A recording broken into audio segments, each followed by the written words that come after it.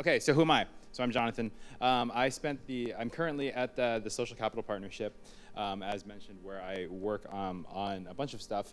About half my time is spent advising a bunch of companies, helping them with their data science activities. It's really about like taking their data and helping them to grow.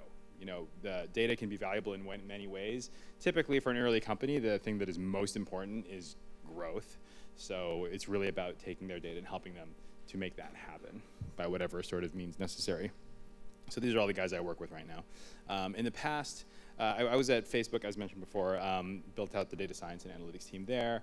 I started a company back in the day called SuperPoke. Do any of you remember SuperPoke?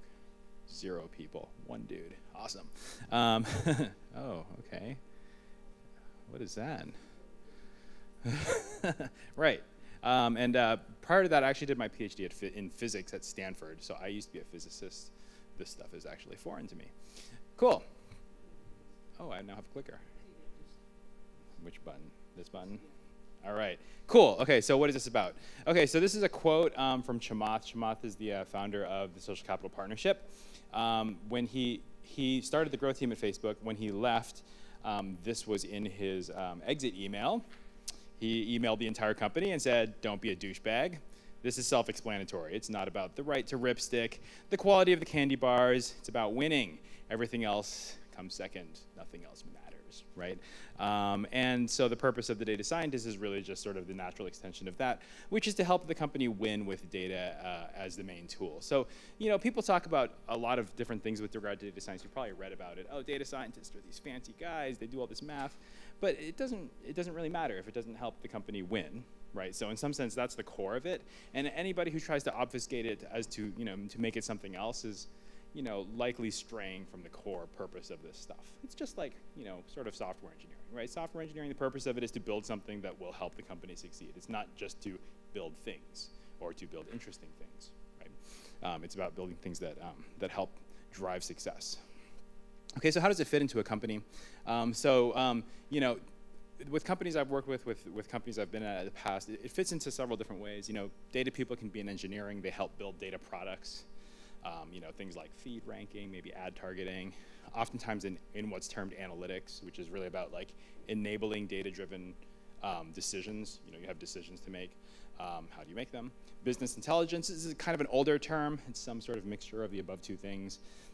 Research, sometimes there's a research team which will be like more academically oriented, sometimes sales and operations, sometimes marketing, it's not mentioned there.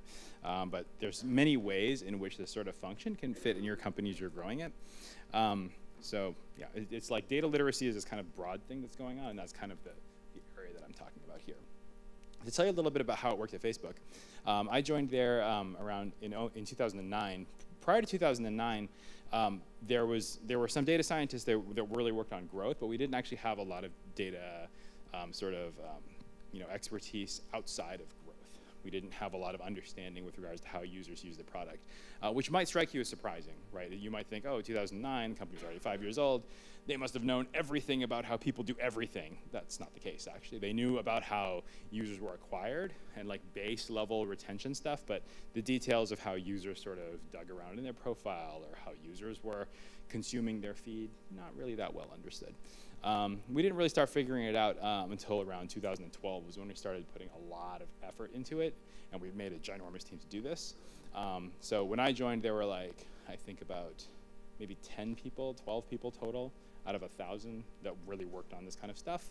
And then around 2012, it was like maybe 50 people, so reasonable growth.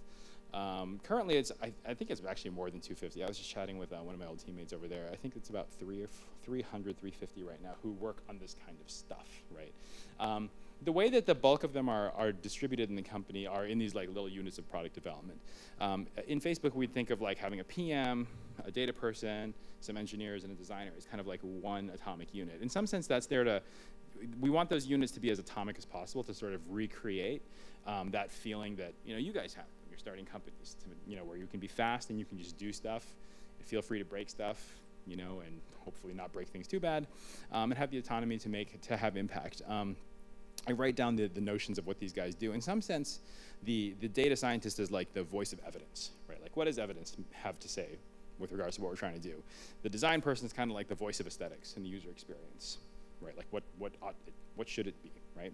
The engineers, I think of engineers as really like a voice of feasibility, because in some sense you have some engineers, you have 5 of them, and they tell you, well, we have 6 months, we can only build this much stuff. We cannot build everything, right? So it's sort of a voice of feasibility. PMs are really there to sort of make sure we actually, get stuff done. Mini CEOs.